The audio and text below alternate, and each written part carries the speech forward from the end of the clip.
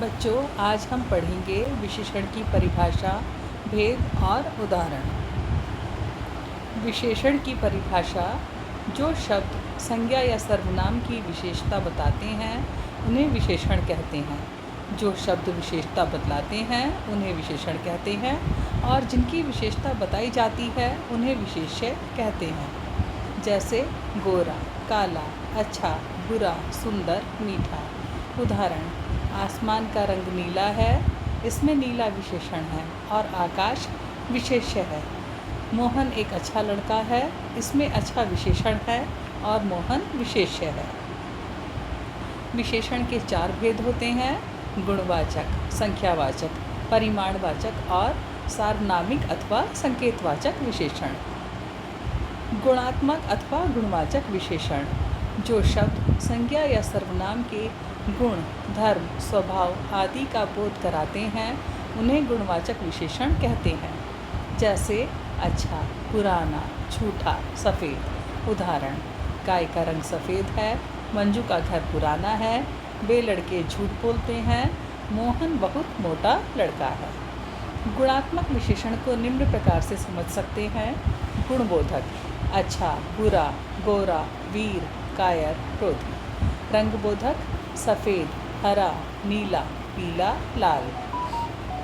आकारबोधक: मोटा, पतला, गोल, लंबा, चौड़ा।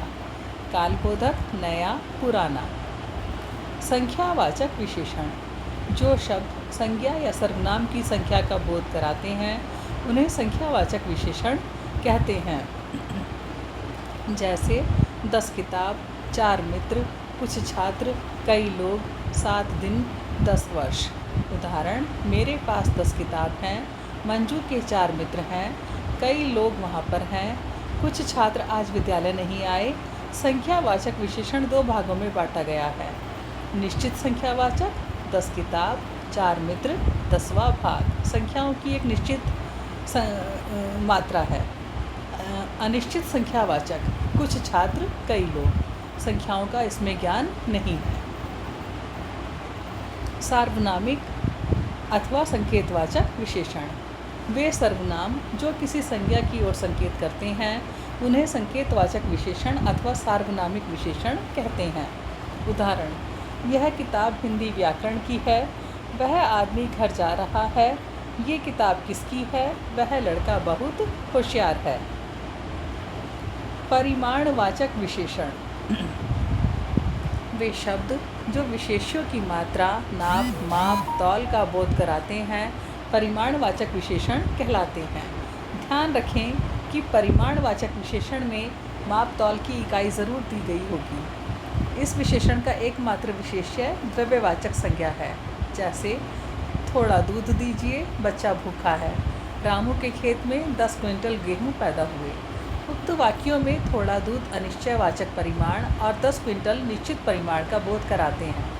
इसी आधार पर परिमाणवाचक विशेषण के भी 2 भेद होते हैं जो निम्न हैं: परिमाणवाचक विशेषण के भेद, निश्चित और अनिश्चित। निश्चित परिमाणवाचक जो निश्चित मात्रा का बोध कराते हैं: 2 मीटर कपड़ा, 5 लीटर तेल, 1 क्विंटल चावल। अनिश्चित परिमाणवाचक जो निश्चित मात्रा का बोध नहीं कराते हैं, जैसे सारा कपड़ा, ज़्यादा लीटर तेल, अधिक चावल।